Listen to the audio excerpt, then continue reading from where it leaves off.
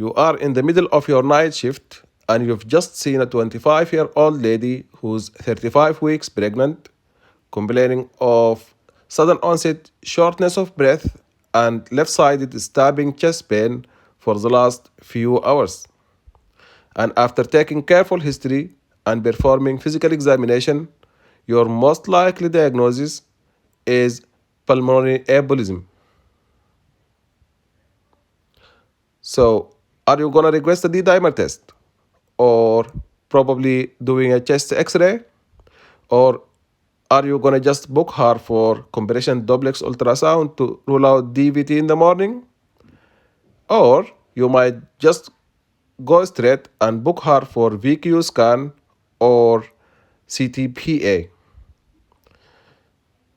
Shall you just start treatment? All right. So this is Dr.Fgeer. I'm the co-founder and instructor of FRCEM Courses Academy. And actually, I'm really glad that we've just launched our second YouTube channel, the MRCEM and FRCEM SBA. And this is after the huge success of our first YouTube channel, the MRCEM and FRCEM OSCE.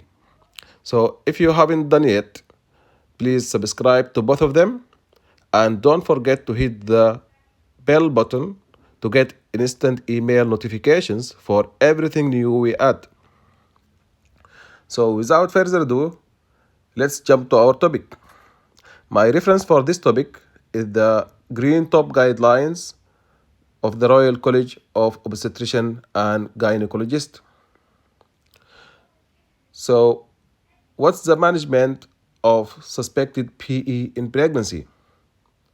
It depends whether the patient is hemodynamically unstable or not. So in case of instability, take the patient to the rhesus area and immediately administer unfractionated heparin, and then ideally the patient should have echocardiogram or CTPA within 1 hour.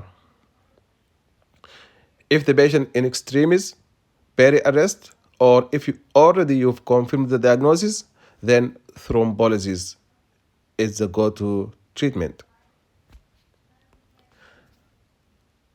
However, most of those patients will be hemodynamically stable. So what about them?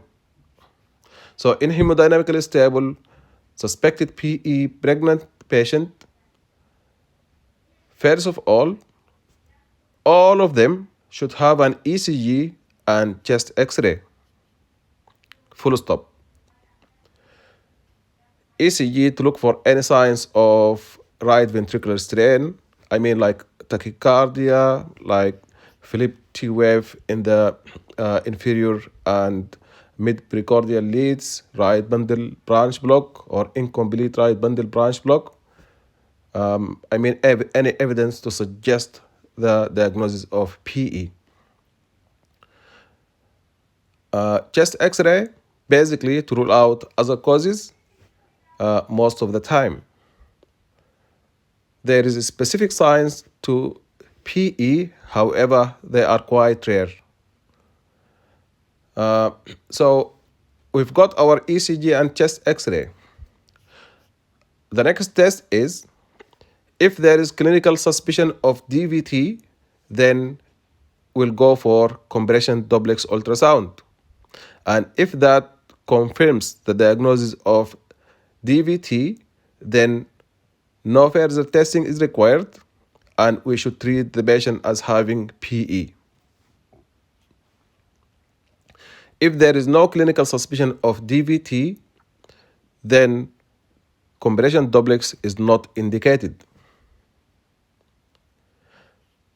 So what's next?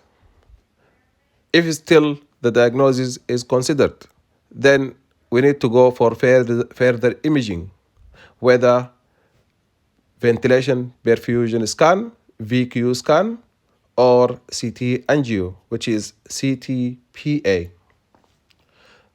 That depends on the chest X-ray findings and the patient preference. So if the chest X-ray is normal, then the indicated test is, or the preferred test is, VQ scan. If the chest X-ray is abnormal, however, the best test is CTPA. But we should sit down with the patient, have that discussion, good communication skills, and ideally we need an informed consent from the patient before doing any of these. So I would explain to the lady that VQ scan carries a slightly increasing risk of childhood cancer in comparison to CTPA. However, the absolute risk is quite low. The CTPA, on the other side, carries a slightly increasing risk of maternal breast cancer in comparison to the VQ scan. But again, the absolute risk is very low. This is really important to confirm and to admit to the patient. And then if she chooses to go for any of these, we should respect her decision and document that in our notes and get informed consent. All right? It's worth mentioning that if we are going to give a contrast for VQ scan, then we need to inform the patient that the contrast media contains albumin, which is part of human blood, because some people might have concern and might refuse to have anything contains human blood material. Okay? And if after doing any of these tests, the VQ scan or the CTPA, if it's negative, but still we are concerning about PE, it could be repeated or do the other one. All right?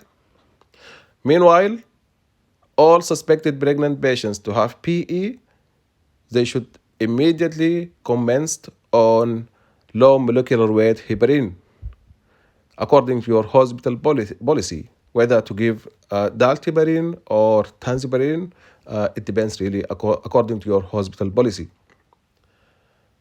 What about D-dimer test? Well, it's not indicated in suspected pregnant patients to have PE because most of the time the D-dimer test will be elevated. All right? What about using the clinical decision rules like the Wells clinical probability for PE or the years score? According to the Royal College of Obstetricians and Gynecologists, they are not applicable for pregnant ladies. And actually, the clinician should use his gestalt. All right? Other important information, all pregnant patients coming to the emergency department with any presentation, we have to speak to the gynecology or obstetric team about them, even if they presented with something not related to pregnancy. This is the best practice. So in summary, no D-dimer test, compression ultrasound to rule out DVT only if there is evidence clinically of DVT. All ladies suspected to have PE should have ECG and chest X-ray. And then if it's still concerning, further imaging, VQ scan or CTPA, and the how to choose, it depends on the findings of chest X-ray, but also importantly, the patient preference. So if normal chest X-ray, the VQ scan is preferred. If abnormal chest X-ray, CTPA is preferred. But again, if the lady has chosen to do one of them, then we should consider that and we should actually respect her will and document it and then go for it.